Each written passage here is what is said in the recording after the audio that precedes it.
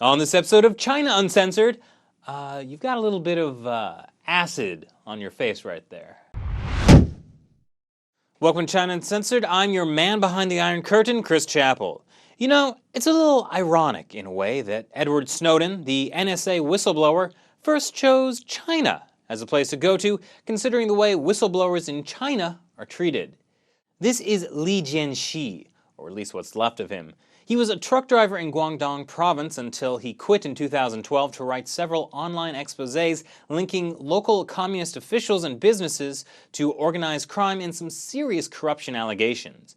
That must have made him some pretty powerful enemies because on July 9th, as he was driving his 6-year-old son downtown, someone slammed into the back of his car.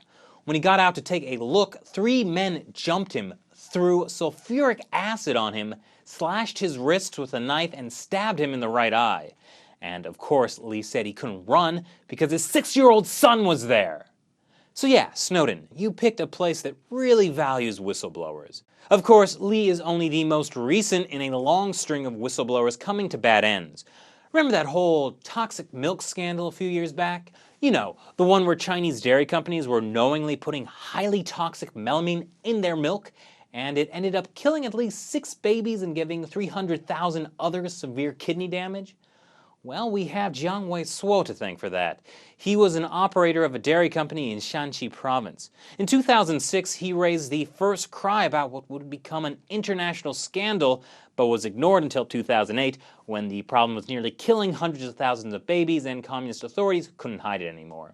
In 2012, after leaving a meeting at a dairy company, he was brutally attacked by a group of 9 and later died of his injuries at a hospital.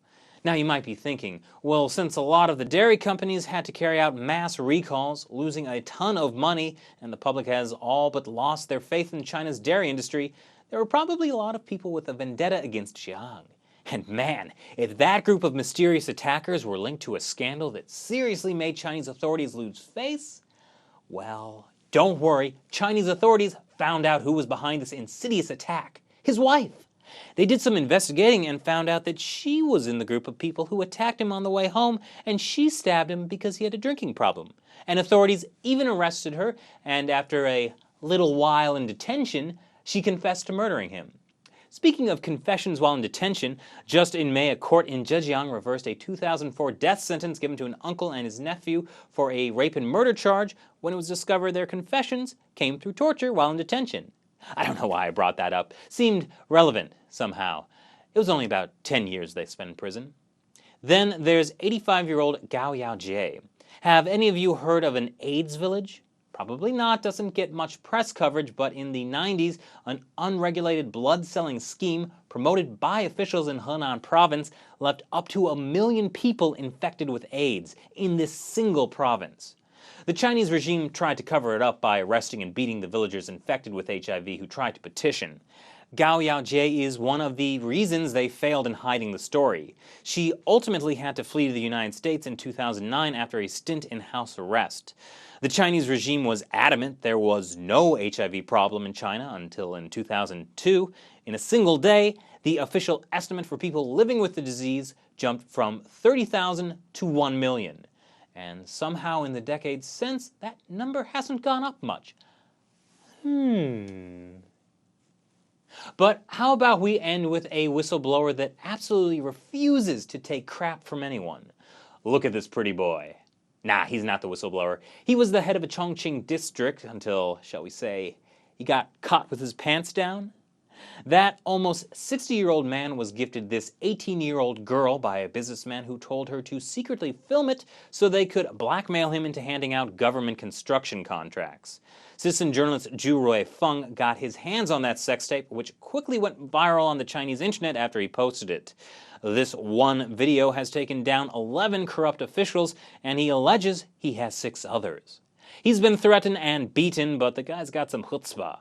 After getting out of a 7-hour questioning session with police who tried to get him to give up the name of the person who gave him the videos, he said, "I dared them to throw me in jail, and then watch how many human rights and journalism awards I win. They turned white with fear."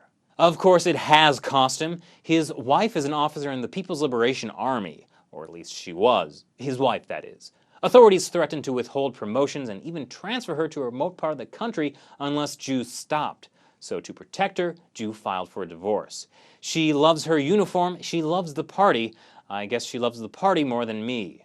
Which once again reminds me why the Communist Party is the worst party in history.